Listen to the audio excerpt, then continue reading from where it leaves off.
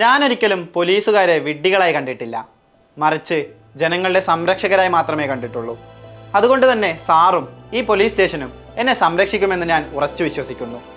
2.5 മണിക്കൂർ ദൈർഘ്യമുള്ള ദൃശ്യത്തിൻ്റെ ക്ലൈമാക്സിൽ മോഹൻലാൽ ഈ ഡയലോഗ് പറഞ്ഞതിന് ശേഷമുള്ള ആ 1 മിനിറ്റ് സീൻ ഓർക്കുന്നില്ലേ? മലയാള സിനിമ ഇന്നേ വരെ കണ്ട എല്ലാ ത്രില്ലർ സിനിമകളുടെയും ട്വിസ്റ്റിൻ്റെ മുകളിൽ കയറി നിന്ന് വെക്കട ഇതിന് മേലെ ഒന്ന് എന്ന് ഓരോ മലയാളിയെ കൊണ്ടും പറയിപ്പിച്ച സീൻ. ഇന്ത്യൻ സിനിമയിൽ തന്നെ one of the best climax ആയി ഇന്നും ദൃശ്യത്തിലെ ആ സീൻ ഓർമ്മിക്കപ്പെടുന്നു. എന്നാൽ ആ ട്വിസ്റ്റ് സിനിമയുടെ സംവിധായകനിലേക്ക് എത്തിയതാകട്ടെ വളരെ അപ്രതീക്ഷിതമായി ഒരു ബാഡ്മിൻ്റൺ കളിക്കിടെ. മലയാളി പ്രേക്ഷകർ ഇന്നേ വരെ കണ്ടു ശീലിച്ചിട്ടില്ലാത്ത ഒരു സിനിമാറ്റിക് എക്സ്പീരിയൻസ് സമ്മാനിച്ചാണ് അന്ന് അയാൾ ദൃശ്യം കണ്ടിരുന്നവരെ തിയേറ്ററിൽ നിന്ന് പുറത്തെത്തിച്ചത്. സിനിമയ്ക്ക് ലഭിച്ച വൻ വിജയം അതിനെ മറ്റു ഭാഷകളിലേക്കും എത്തിച്ചു. തമിഴ്, തെലുങ്ക്, കന്നഡ, ഹിന്ദി എന്തിനെ ഇന്ത്യക്കപ്പുറം ശ്രീലങ്കയിലെ സിംഹള ഭാഷയിലും ഇന്തോനേഷ്യനിലും മാൻഡറിൻ ചൈനീസിലുമെല്ലാം ദൃശ്യമെത്തി. വർഷങ്ങൾക്ക് ശേഷം ജോർജ് കുട്ടിയും കുടുംബവും വീണ്ടും എത്തി. 2ാം വരവിലും ആ വിജയം ആവർത്തിച്ചു. ആ 4ാം ക്ലാസ്സുകാരൻ, ആ ക്ലാസിക് ക്രിമിനൽ തൻ്റെ 3ാം വരവിന് ഒരുങ്ങുകയാണ്. കൂടെ അതിൻ്റെ കപ്പിത്താനും Jeethu Joseph, the classic director.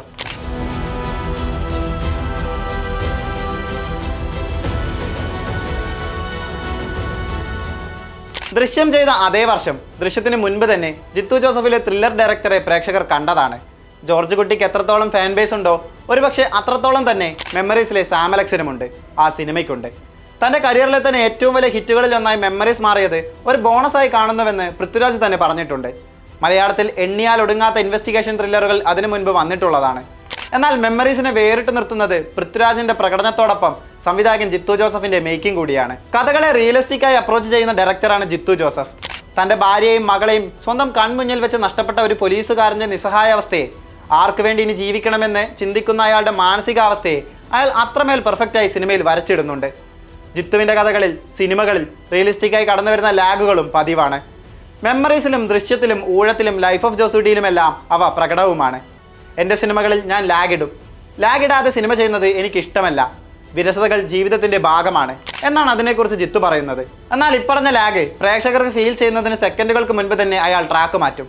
അടുത്ത നിമിഷം എന്ത് സംഭവിക്കുമെന്ന ആകാംക്ഷ കണ്ടിരിക്കുന്നവരിൽ നിറയ്ക്കും. പ്രേക്ഷകരെ ഒട്ടും ബോറടിപ്പിക്കാതെ സസ്പെൻസിനായി കാത്തിരിക്കാൻ പ്രേരിപ്പിക്കുന്നത് ജിത്തു ജോസഫ് എന്ന സംവിധായകന്റെ സ്പെഷ്യാലിറ്റിയാണ്. ദൃശ്യം 2 ഏവരെയും ഞെട്ടിച്ച ആ കോർട്ട് റൂം സീൻ തന്നെ അതിനുദാഹരണം. മന്ദഗതിയിൽ നീങ്ങിയ ആ സീനിനെ നിമിഷ നേരം കൊണ്ടാണ് ട്വിസ്റ്റ് ഹൈ പോയിന്റിലെത്തിക്കുന്നത്. ത്രില്ലർ സിനിമകളിലൂടെയാണ് അദ്ദേഹം കൂടുതൽ സ്വീകാര്യനെങ്കിലും മറ്റ് യോണറുകളും ജിത്തുവിൻ്റെ കയ്യിലെന്നും ഭദ്രമായിരുന്നു.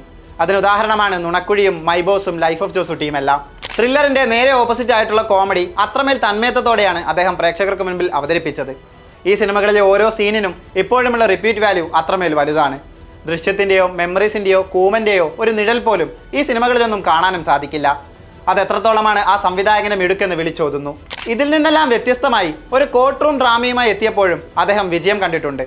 ആറാട്ടും മോൺസ്റ്ററും എലോണുമെല്ലാം നൽകിയ പരാജയഭാരത്തിൽ നിന്ന് മോഹൻലാലിനെ കരകയറ്റിയത് ജിത്തുവിൻ്റെ നേരാണ്. ചിത്രത്തിൽ അനശ്വര രാജന്റെ പ്രകടനവും ഏറെ പ്രശംസിക്കപ്പെട്ടിരുന്നു. ക്രൈം ത്രില്ലർ യോണറിലെത്തിയ ആസിഫ് ചിത്രം കൂമനും ജിത്തുവിൻ്റെ കരിയറിലെ മറ്റൊരു വിജയ ചിത്രമാണ്.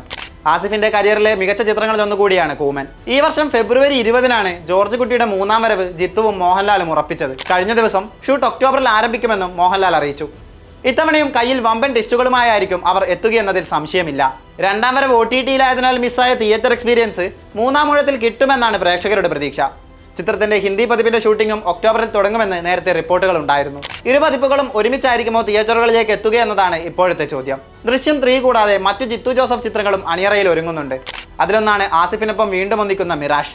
കിഷ്കിന്ദ കാണ്ഡത്തിന് ശേഷം ആസിഫ് അലിയും അപർണ ബാലമുരളിയും വീണ്ടും ഒന്നിക്കുന്നു എന്ന പ്രത്യേകതയും ചിത്രത്തിനുണ്ട്. ജിത്തുവിന്റെ സംവിധാനത്തിലെത്തുന്ന മറ്റൊരു ചിത്രമാണ് വലതുവശത്തെ കള്ളൻ. വർഷങ്ങൾക്ക് മുൻപ് അനൗൺസ് ചെയ്ത് ഷൂട്ടും ആരംഭിച്ച റാം ജിത്തു ജോസഫിന്റെ സംവിധാനത്തിൽ ഏവരും കാത്തിരിക്കുന്ന ചിത്രമാണ്. മോഹൻലാലിനെ നായകനാക്കി ഒരുങ്ങുന്ന റാം ഒരു ആക്ഷൻ മൂവിയാണെന്ന് പലപ്പോഴായി ജിത്തു പറഞ്ഞിട്ടുണ്ട്. എന്നാൽ ചിത്രം എന്ന് പുറത്തു വരുമെന്ന് അടക്കമുള്ള അപ്ഡേറ്റുകൾ കുറച്ചു നാളായില്ല. എങ്കിലും അതിനായി കാത്തിരിക്കുകയാണ് ആരാധകർ. ദൃശ്യത്തിന്റെ 2ാം ഭാഗത്തിന് വേണ്ടി മാത്രമാണ് കഥാപാത്രത്തിലേക്ക് തിരികെ പോയത്. അല്ലെങ്കിൽ പുതിയ കഥ അതിൻ്റെ പിന്നാലെ പോകും. ഒരു സിനിമാറ്റിക് യൂണിവേഴ്സ് ഒന്നും ചിന്തകളിൽ വന്നിട്ടില്ലെന്ന് പണ്ടൊരിക്കൽ ജിത്തു പറഞ്ഞിട്ടുണ്ട്. എന്നും തൻ്റെ സ്റ്റൈലിൽ പുതിയ കഥകൾ സിനിമയാക്കുകയാണ് ജിത്തു ജോസഫ് രീതി. ദൃശ്യം 3ക്ക് വേണ്ടി നിരവധി പേർ തനിക്ക് കഥ അയച്ചു തന്നിട്ടുണ്ടെന്നും എന്നാൽ അവ വായിച്ച പോലും നോക്കാതെ ഡിലീറ്റ് ചെയ്തിട്ടുണ്ടെന്നും അദ്ദേഹം പണ്ട് വെളിപ്പെടുത്തിയതാണ്.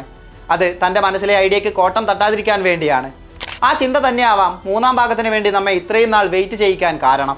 ഇന്നും ഏതൊരു ത്രില്ലർ സിനിമ ഇറങ്ങുമ്പോഴും ദൃശ്യത്തിൻ്റെ അത്രയുണ്ടോ എന്നതാണ് ചോദ്യം. 3ാം ഭാഗം വരുമ്പോൾ ജിത്തു നേരിടുന്ന ഏറ്റവും വലിയ വെല്ലുവിളിയും അതുതന്നെ. തൻ്റെ സ്വന്തം ക്രാഫ്റ്റിൻ്റെ മുകളിൽ എത്തിക്കാൻ ആകുമോ എന്നത്. കാത്തിരിക്കാം ആ ക്ലാസിക് ക്രിമിനലിൻ്റെ വരവിനായി, പുതിയ ട്വിസ്റ്റുകൾക്കായി.